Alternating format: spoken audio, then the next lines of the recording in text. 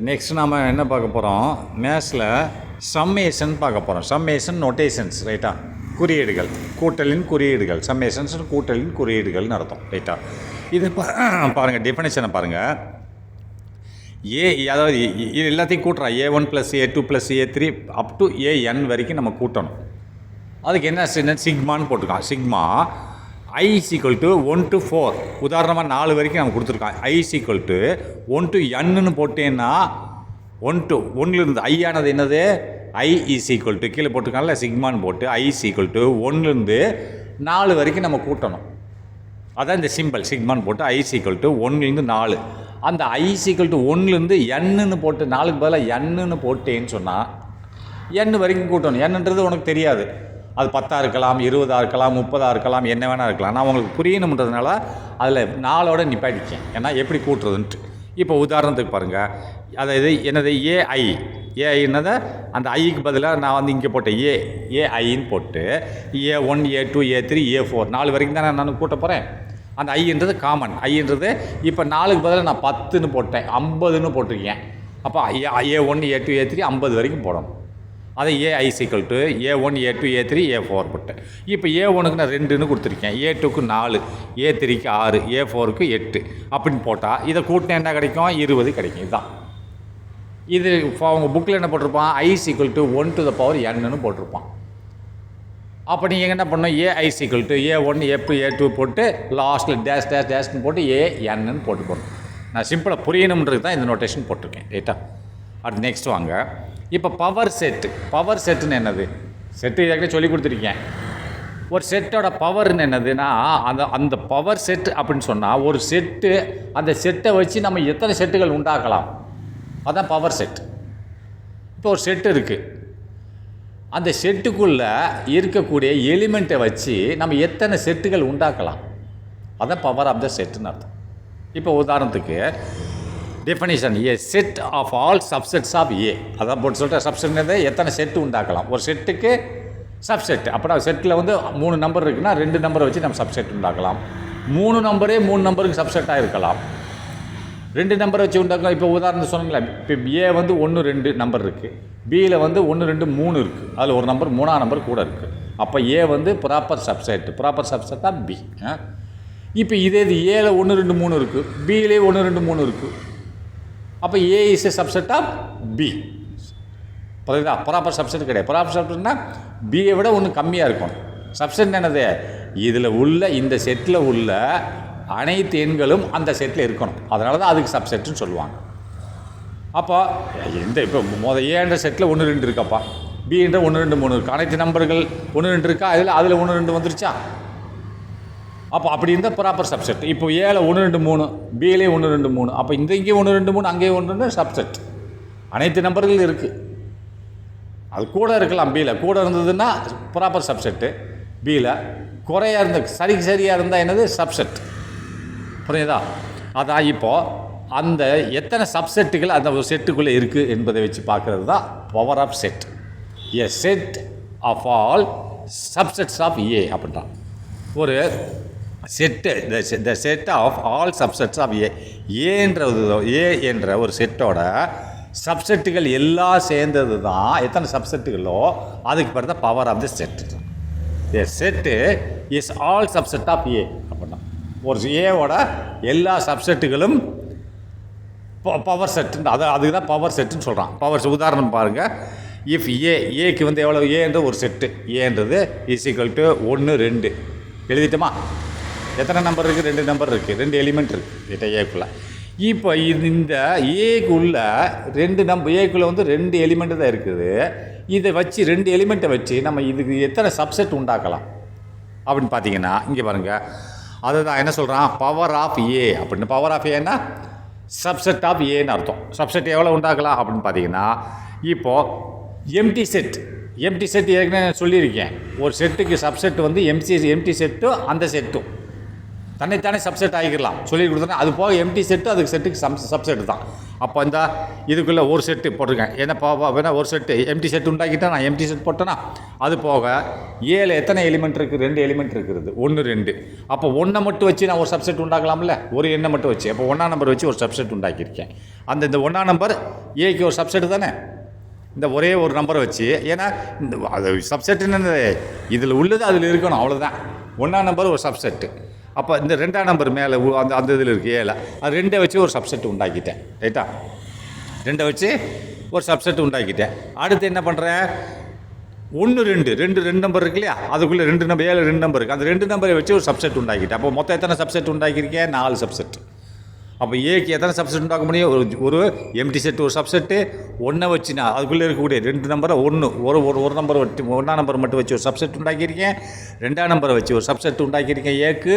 அதுபோக 1ஐயும் 2ஐயும் தனக்குத்தானே சப்செட் ஆகலாம் சொல்லியிருக்கேன் இல்லையா, அது தனக்குத்தானே ஆகும்போது 1ஐயும் 2ஐயும் வச்சு அப்போ 4 சப்செட் உண்டாக்கியிருக்கேன். 4 சப்செட்டு தான் பவர் ஆஃப் செட்டுன்னு சொல்லுவாங்க, பவர் ஆஃப் ஏ. ரைட்டா, பவர் ஆஃப் செட்டுன்னு இதான் மீனிங், புரியுதா? அப்போ டோட்டல் சப்செட் என்னது, இது எப்படி போடுவாங்கன்னு சொன்னால், ஏல எத்தனை எலிமெண்ட் இருக்குது, 2 எலிமெண்ட் இருக்குது. ஏக்குள்ள என்ன 2 இருக்குது. அப்போ பவர் ஆஃப் சப்செட்டு நீ எத்தனை வரும்னு உத்தேசமாக கணிக்கணும்னா, அதாவது பவர் ஆஃப் செட்டுன்னு சொன்னால் இது அதோட 2 டு த பவர் எத்தனை எலிமெண்ட்டோ அத்தனை எலிமெண்ட்டு போட்டுக்கணும். இப்போ டோட்டல் சப்செட் எவ்வளோ வரும்னா 2 into the element of A. Element of A எத்தனை இருக்குது, 2 எழுதிக்கிட்டு அதோட பவர் என்னவாக இருக்கும், element of A. Element of A 2 இருக்குது. இதே ஏல 3 எலிமெண்ட் இருக்குது வச்சுக்கோங்க, 1 2 3. அப்போ எத்தனை சப்செட் வரும், சிம்பிளாக சொல்லிடலாம், 2 டு த பவர் 3. அதில் 3 எலிமெண்ட் இருந்தால் 3 பவர் 3 போட்டுக்கணும். போட்டால் எத்தனை 2 4 8 சப்செட் வரலாம். 3 போட்டு பார்த்தீங்கன்னா, ஏன்னா 3 போட்டு போடலாம், அது 8 சப்செட் வரும். நீங்கள் வேணால் போட்டு பாருங்கள். 1 2 3 எத்தனை சப்செட் வரும்னு நான் சொல்லிட்டேன். நான் ஒரு 0 ஒரு சப்செட்டு. ரைட்டா, 0 ஒரு சப்செட்டு ஒன்றாச்சா. அடுத்து 1ஆம் நம்பர் ஒரு சப்செட்டு, 2ஆம் நம்பர் ஒரு சப்செட்டு, 3ஆம் நம்பர் ஒரு சப்செட்டு, 4 சப்செட் ஆயிடுச்சா. அடுத்து இப்போ 1 2 3 நம்பருக்கு 1ஆம் நம்பரையும் 2ஆம் நம்பரையும் வச்சு ஒரு சப்செட் உண்டாக்கலாம். 5 ஆச்சா. இப்போ 1ஆம் நம்பரையும் 3ஆம் நம்பரையும் வச்சு ஒரு சப்செட் உண்டாக்கலாம். 6 ஆச்சா. இப்போ 2ஆம் நம்பரையும் 3ஆம் நம்பரையும் வச்சு ஒரு சப்செட் உண்டாக்கலாம். 7 ஆச்சா. அப்போது 1 2 3 நம்பர் மொத்தம் இருக்குல்ல இதில், அதுவே தனக்கு தானே ஒரு சப்செட். 8 நம்பர் ஆச்சா, வந்துருச்சா. 8 சப்செட் வந்துருச்சா. 8 சப்செட் என்னது, 2 டு த பவர் n. என்னன்றது என்னது, ஏவோட எலிமெண்ட்டு. எத்தனை எலிமெண்ட்டு, 3 எலிமெண்ட் இருக்குது, அதான் 3 2 டு த பவர் 3னா 2 × 2 × 2 4 2 8 சப்செட் வந்துருச்சு. இதில் 2 டு த பவர் 2 தான், 2 எலிமெண்ட்டு தான் இருக்குது. இதுதான் பவர் ஆஃப் செட்டுன்னு சொல்லுவாங்க. ரைட்டா, அப்போ universal set and complement set. அப்போ யூனிவர்சல் செட்னா என்னது, காம்ப்ளிமெண்ட் செட்னா என்னென்னு பார்ப்போம். அப்போ காம்ப்ளிமெண்ட் ஆஃப் ஏ அப்படின்னா, காம்ப்ளிமெண்ட் ஆஃப் ஏன்னா என்னது அப்படின்னா, யூனிவர்சல் செட்னா ஒன்றுமே இல்லை, எல்லா நம்பர்களும் அதில் இருக்கும். புரியுதா, எல்லா நம்பர்களும் அதில் இருக்கும். அதுக்கு பிறகு தான் யூனிவர்சல் செட். ரைட்டா, இப்போ complement of A. Complement of ஏன்னா என்னது, அதாவது ஏன்னு ஒரு செட் இருக்குது வச்சுக்கிறோமே. அப்போ காம்ப்ளிமெண்ட் ஆஃப் ஏன்னா அந்த செட்டுக்குள்ளே என்னென்ன எலிமெண்ட் இருக்கோ, ஏன்ற செட்டுக்குள்ளே எலிமெண்ட் இருக்கோ அது இல்லாத எண்கள் தான் ஏ காம்ப்ளிமெண்ட். எதிர்ப்பதம், இப்போ நான் நார்த்தை நோக்கி போனேன்னா எங்கள் உமா தெற்கு நோக்கி போவான், நான் கிழக்கு நோக்கி போனேன்னா அவன் மேற்கு நோக்கி போவான். எதிர்ப்பதம். ரைட்டா, எதிர்த்து நிற்கிறது. வந்து பார், நான் வந்து பாருன்னா நீ வந்து பாரும்பா. அதான் இதுக்கு பேர் காம்ப்ளிமெண்ட்டுன்னு சொல்லுவாங்க. அப்படின்னு காம்ப்ளிமெண்ட்டுன்னு என்னது, ஏ காம்ப்ளிமெண்ட் சிம்பிள் என்னது, ஏ டேஷ் அல்லது ஏசின்னு போடலாம். அப்போ ஏக்கு ஏ என்னென்ன எலிமெண்ட்டை வச்சுருக்கோ அது தவிர்த்து மீதி எலிமெண்ட்டு பூரா ஏ காம்ப்ளிமெண்ட். எதிர் திசை தானே, நான் கிழக்க போனால் அவன் நார்த்தில் போவான், மேற்க போவான், நான் வடக்க போனால் அவன் தெற்குள் போவான். அவன் எதிர்த்து போகிறது. அப்படின்னா ஏல என்னென்ன எலிமெண்ட் இருக்கோ அந்த எலிமெண்ட்டெல்லாம் போக மீதி எலிமெண்ட் தான் ஏ காம்ப்ளிமெண்ட். அதை காம்ப்ளிமெண்ட்டுக்கு சிம்பிள்னா டேஷ், ஏ டேஷ் அப்படின்னா. அப்போது எதில் என்ன எலிமெண்ட் அப்படின்றத எப்படி பார்க்கணும், உதாரணத்துக்கு அப்போ 2 செட்டு வேணும். ஏ காம்ப்ளிமெண்ட்டை நீங்கள் எப்படி பார்ப்பீங்கன்னா, இப்போ ஒரு யூனிவர்சல் செட்டு வேணும், ஒரு ஏ வேணும். இப்போ யூனிவர்சல் செட்டில் என்ன இருக்குது, 1 2 3 4 5 இருக்குது. யூனிவர்சல் செட்டு பொதுவான செட்டு. ரைட்டா, இப்போ ஏ செட்டு கொடுத்துட்டான். ஏல எத்தனை இருக்குது, 2 4 இருக்குது. ஏ காம்ப்ளிமெண்ட்டை கண்டுபிடிச்சான்றான். ஏ காம்ப்ளிமெண்ட்டுன்னு என்னது, இந்த ஏ செட்டு வந்து யூனிவர்சல் செட்டோட சப்செட். ரைட் தானே, ஏன்னா 2 4 அதில் இருக்குது. ரைட்டா, அப்போ சப்செட், ப்ராப்பர் சப்செட்டு கூட கிடையாது, ப்ராப்பர் சப்செட். ரைட்டா, ஏன்னா இதில் 2 4 அதுக்குள்ளே இருக்குது, அது போக மீதி நம்பர் யூனிவர்சல் செட்டில் இருக்குது. ரைட்டா, அப்புறம் ப்ராப்பர் சப்செட். இதே இது ஏல வந்து இந்த 1 2 3 4 5 எல்லா நம்பரும் ஏல இருக்குன்னா அது வந்து சப்செட்டுன்னு அர்த்தம். இப்போ பாருங்கள், ஏவோட யூவை கொடுத்துட்டியா யூனிவர்சல் செட்டு 1 2 3 4ன்ட்டு, ஏ கொடுத்துட்டியா 2 4ன்ட்டு. அப்போ ஏ டேஷை கண்டுபிடின்றா. ஏ டேஷ்னு போடலாம், இல்லை ஏ சீன்னு போடலாம். சீன்னு கூட போடுவாங்க சில இடத்துல. அந்த டேஸுக்கு பதில் சீன்னு போடும், ஏ காம்ப்ளிமெண்ட்னு போடுவாங்க. அப்போ மீனிங் என்ன? என்னது? நான் என்ன சொன்னேன், நான் தெற்க போனால் அவன் நார்த்தில் போவான், நான் கிழக்க போனால் மேற்கு போவான். அப்போ ஏல என்னென்ன எலிமெண்ட் இருக்கோ அது போக மீதி எலிமெண்ட் போகிற ஏ டேஷ்னு அர்த்தம். யூனிவர்சல் செட்டில் பாருங்கள், ஏல எத்தனை யூனிவர்சல் செட்டில் வந்து ஏல எத்தனை இருக்குது? 2 4 தான் யூனிவர்சல் செட்டில் இருக்குது. அப்போது இந்த 2 4 தவிர்த்து மீதி என்னென்ன எலிமெண்ட் யூனிவர்சல் செட்டில் இருக்கோ அது ஏ காம்ப்ளிமெண்ட். யூனிவர்சல் செட்டில் உள்ள நம்பர்களில் ஏல உள்ள நம்பர்கள் தவிர்த்து மீதி நம்பரில் ஏ காம்ப்ளிமெண்ட். ஏன்னா ஏக்கு எதிர்ப்பதம் தான் ஏ காம்ப்ளிமெண்ட். அப்போ என்னது? இப்போ 2 4 ஏ யூனிவர்சல் செட்டில் இருக்குது, அது போக 1 இல்லை 3 இல்லை 5 இல்லை, அதான் 1 3 5 ஏ காம்ப்ளிமெண்ட். புரியுதா? இதெல்லாம் நல்லா ஞாபகம் வச்சுக்கிட்டா நீங்கள் அடுத்து போக முடியும். செட்டு டிஃபரன்ஸ், 2 செட்டுக்குள்ளே டிஃபரன்ஸ் என்னது அப்படின்னு பார்த்தீங்கன்னா, செட்டு டிஃபரன்ஸ் அப்படின்னு சொன்னாலேயுமே உங்களுக்கு இதில் உள்ள என் எலிமெண்ட்டு அதில் உள்ள எலிமெண்ட்டை கழித்து மீதி வர்றது தான் டிஃப்ரென்ஸ்னால. என்னது? கழித்து போடுறது வர்றது தான். ரைட்டா? அப்போ ஏ மைனஸ் பி, அப்போ ஏல உள்ள எலிமெண்ட்டு மைனஸ் பியில் உள்ள எலிமெண்ட்டு, இந்த எலிமெண்ட் அந்த எலிமெண்ட் போக மீதி உள்ள எலிமெண்ட். ரைட்டா? அதான் element of A, element in A but not in B. அதாவது என்னது? ஏ மைனஸ் பின்னு சொன்னால் எலிமெண்ட் ஏல இருக்கணும், ஆனால் பியில் இருக்கக்கூடாது. ஏல இருக்கிற எலிமெண்ட் வந்து பியில் இருக்கக்கூடாது. அப்படின்னா அதான் டிஃபரன்ஸ். புரியுதா? இப்போ உதாரணத்துக்கு அதுக்கு தான் நான் உதாரணத்தோடு சேர்த்து எழுதியிருக்கேன். உங்கள் புக்கில் இல்லை, பார்த்துக்கோங்க. உதாரணத்துக்கு ஏல என்ன இருக்குது? 1 2 3 4 இருக்குது, பியில் 2 4 இருக்குது. அப்போ ஏ டிஃபரன்ஸ் என்னது அப்படின்னா என்ன சொல்லியிருக்கான் பாருங்கள். அதாவது எலிமெண்ட் இன் ஏல உள்ள எலிமெண்ட்டு ஆனால் பியில் இருக்கக்கூடாது. அதுதான் ஏ டிஃபரன்ஸ் பி. ரைட்டா? ஏல உள்ள எலிமெண்ட் பியில் இருக்கக்கூடாது, அதுதான் சி அப்படின்றான். இப்போ ஏல என்ன நிறைய எலிமெண்ட் இருக்குது, அது பியில் இருக்கக்கூடாதுன்னு சொன்னால் இப்போ 1 2 3 4 இருக்குது. ரைட்டா? அப்போது இதில் பியில் என்ன இருக்குது? 2 4 இருக்குது. அப்போ இல்லாத எலிமெண்ட் என்னது? 3 1. ரைட்டா? 3 1 இந்த வந்துருச்சா? ஏல உள்ள எலிமெண்ட் வந்து பியில் இருக்கக்கூடாது அப்படின்னா இப்போ ஏல என்னென்ன எலிமெண்ட் இருக்கோ அதில் பியில் இல்லாத எலிமெண்ட் என்னது? இந்த 2 4 பியில் உள்ளது ஏல இருக்குது. அப்போ இல்லாத எலிமெண்ட் என்னது? 1 3. அதான் இல்லாத எலிமெண்ட் இன் ஏல எலிமெண்ட் இருக்கணும், ஆனால் பியில் அந்த எலிமெண்ட் பியில் இருக்கக்கூடாது. இப்போ 1ஆம் நம்பர் ஏல இருக்குது, பியில் இருக்கா? இல்லை. அப்போ இது காம்ப்ளிமெண்ட். 2ஆம் நம்பர் ஏல இருக்குது, பியில் இருக்கா? இருக்குது. அப்போ இது காம்ப்ளிமெண்ட். இது வந்து டிஃபரன்ஸில் வராது. 3ஆம் நம்பர் பியில் ஏல இருக்குது, ஆனால் பியில் இல்லை, ஆனால் இது டிஃபரன்ஸில் வரும்.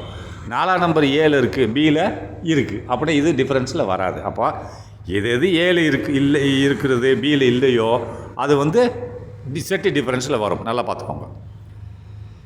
அப்போ சிமெட்ரிக் டிஃபரன்ஸ் என்னென்னு பாருங்கள். ரைட்டா? இது ஒன்றுமே கிடையாது, சிம்பிள் தான். ஏ சிமெட்ரிக் பி அப்படின்னு சொன்னால் A minus B union B minus A நீ போட்டு பார்த்தீங்கன்னா இது என்ன வரும்னு பாருங்கள். நீ ஈஸியாக புரியும் உங்களுக்கு. எப்படின்னா இது வந்து ஒரு இன்டர்செக்ஷனில் வர ரெண்டுக்கு பொதுவான நம்பர் தவிர்த்து மீதி நம்பரில் இதில் வந்துடும். 2 செட்லேயும் பொதுவான நம்பர் விட்டுட்டு மீதி நம்பரில் வந்துடும்.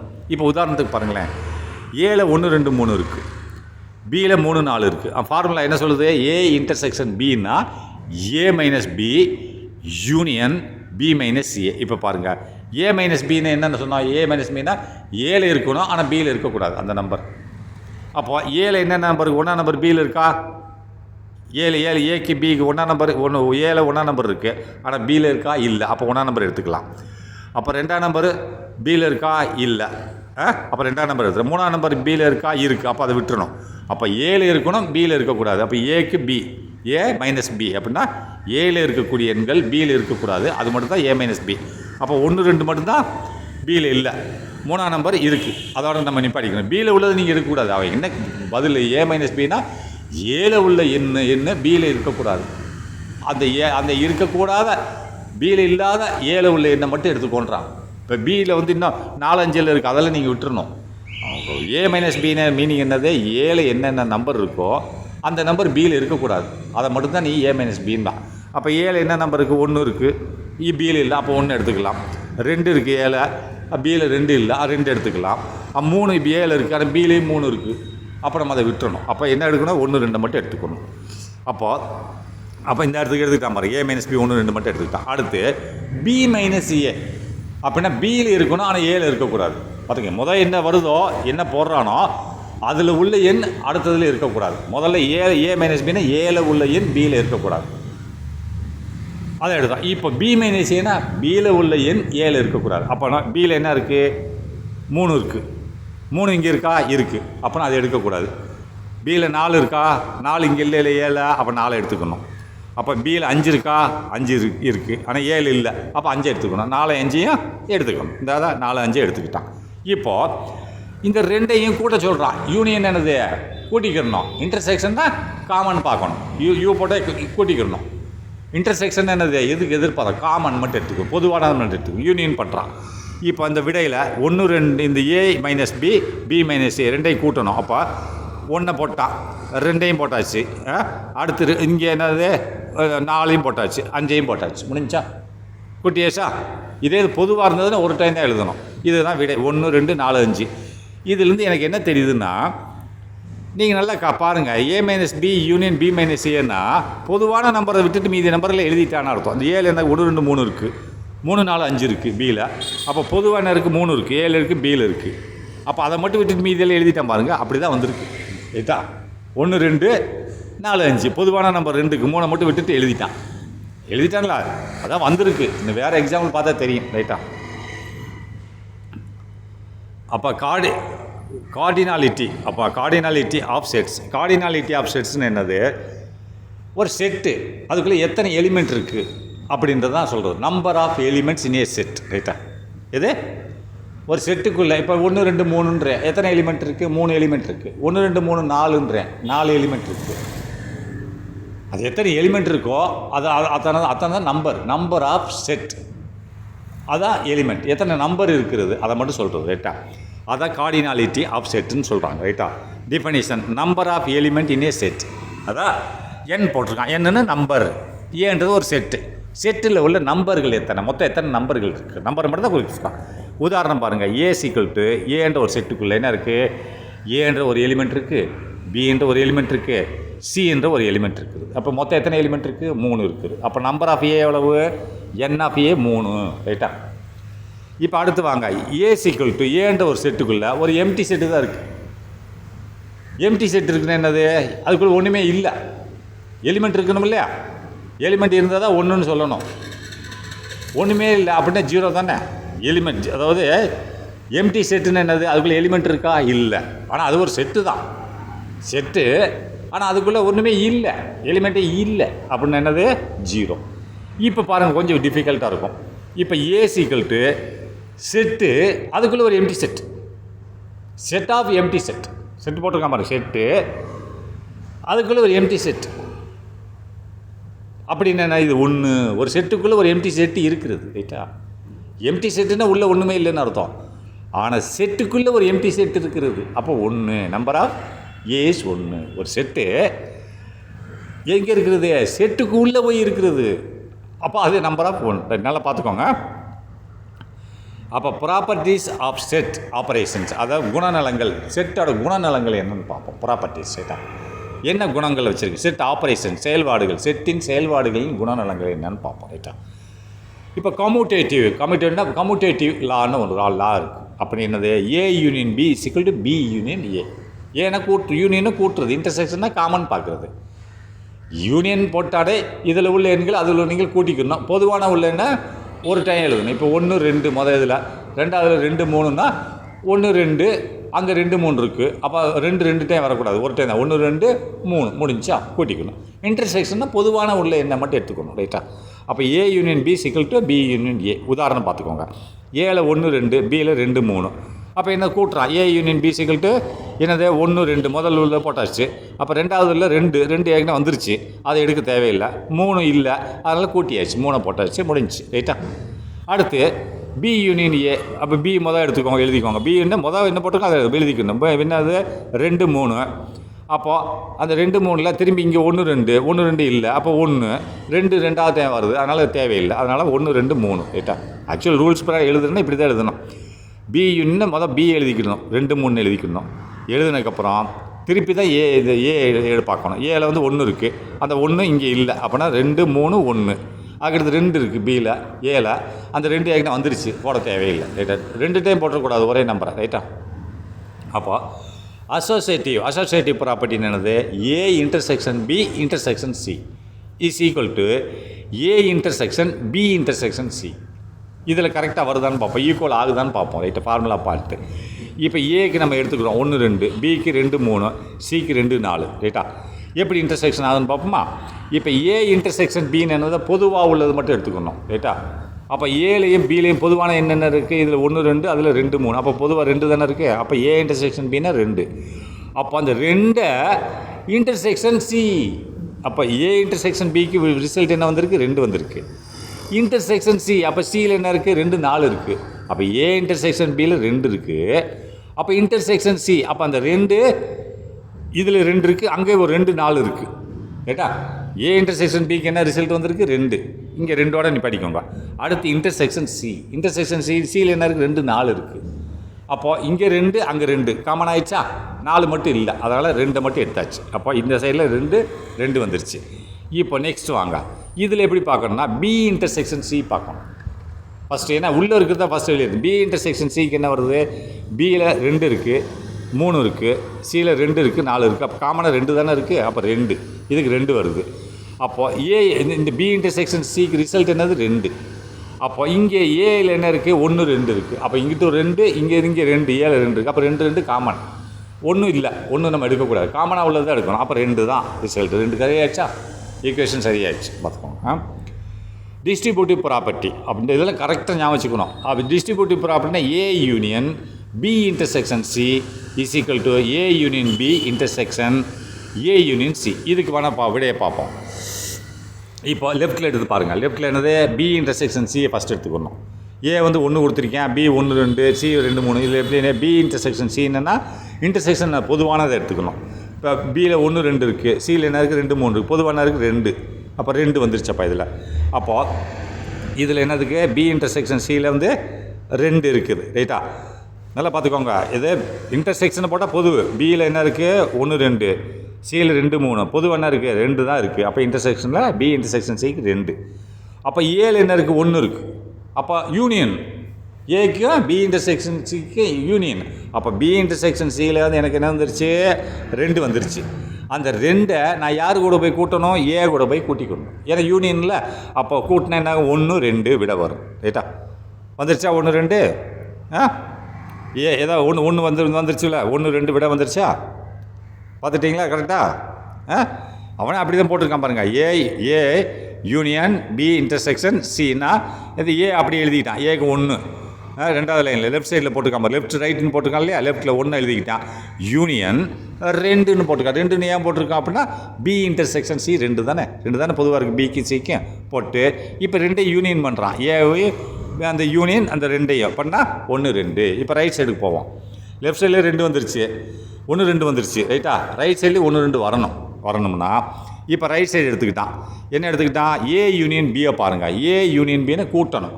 ஏஎம் பிஏ கூட்டினது அந்த 1 இருக்குது ஏல, அங்கே 1 2 இருக்குது. அப்போ 1 திரும்பி வந்திருக்கு, அதனால் ஒரே ஒரு டைம் போட்டப்போ 1 2 அவ்வளோதான். அப்போ என்ன போட்டால் 1 2 வந்துச்சா. அடுத்து இன்டர்செக்ஷனை விட்டுருங்க. அதுக்கடுத்து ஏ யூனியன் சி என்னது, ஏ யூனியன் சி ஏல 1 இருக்குது, சியில் 2 3 இருக்குது. அப்போ மொத்தத்தை 1 எடுத்துக்கணும், 2 எடுத்துக்கணும், 3 எடுத்துக்கணும். 1 2 3 எடுத்தாச்சு.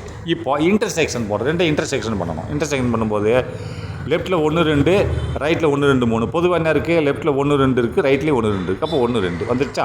இங்கிட்ட 1 2, அங்கிட்ட 1 2 முடிஞ்சா. இவ்வளோ தான். நெக்ஸ்ட்டு ஐடென்டிட்டின்னு இது ஃபார்முலா. இதெல்லாம் ஞாபகம் வச்சுக்கணும்.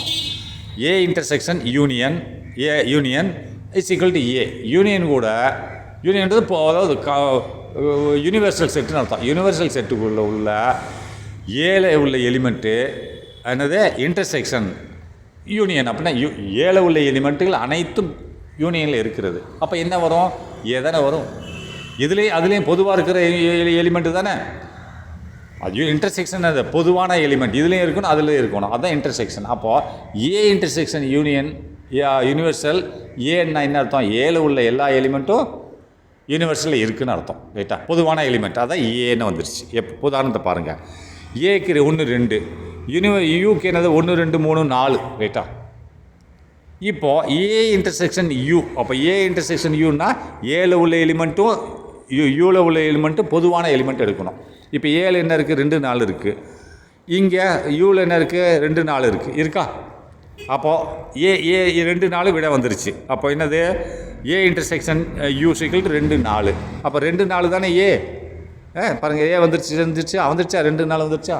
அதான் ஏ இன்டர்செக்ஷன் யூ சிக்கல் டு ஏ. ரைட்டா? நெக்ஸ்ட்டு இடம்பொட்டன்ட் அப்படின்றான். இடம்பொட்டன்ட்னா ஐடம்பொட்டன்ட் அப்படின்னா ஏ யூனியன் ஏ சிக்கல் டு ஏ. ரைட்டா? அப்போ ஏ யூனியன் கூட்டினேன்னு சொன்னால் ஏ தான் கிடைக்கும். ஏன் குஜல் பாப்பா? இப்போ ஏல 1 2 3 4 5 அதே ஏ தானே. ஏ 1 2 3 4 5 ரெண்டையும் கூட்டினா ஒரு லெட்டர் திரும்பி வரக்கூடாது இல்லையா? இங்கே ஏல 1 இப்போ ஏல 1 2 வச்சுக்கோ. அப்போது ஏ 1 2 இன்னொரு ஏலையும் 1 2 தான். அப்போ யூனியன் போட்டீங்கன்னா இங்கேயும் 1 2 அங்கேயும் 1 2 டபுள் டே வரக்கூடாதுல்ல. அப்போ 1 2 தான் வரும். ஏ யூனியன் ஏ இந்த பார்த்துக்கோங்க. ஏ சிக்கல் to 5 6 and so A union A சிக்கல் டு 5 6 தான். ரைட்டா? அடுத்து அப்சார்ப்ஷன் என்னது? ஏ இன்டர்செக்ஷன் ப்ராக்கெட்டுக்குள்ளே A union B is equal to A. இது எப்படின்னு வேணால் பார்ப்போம், எக்ஸாம்பிள் பார்ப்போம். இப்போது ஏக்கு 1 2 பிக்கு வந்து 2 3. ரைட்டா? அப்போது ஏ யூனியன் பி கூட்டணும். அப்போ 1 2 ஏல 1 2 எடுத்துக்கணும். பியில் 2 இருக்குது. அந்த 2 இங்கே ஏற்கனவே எடுத்துட்டோம், அது தேவையில்லை.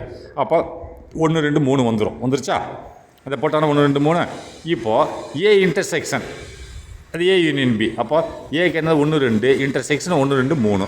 அப்போ என்ன வரும்? இன்டர்செக்ஷன் பொதுவானது.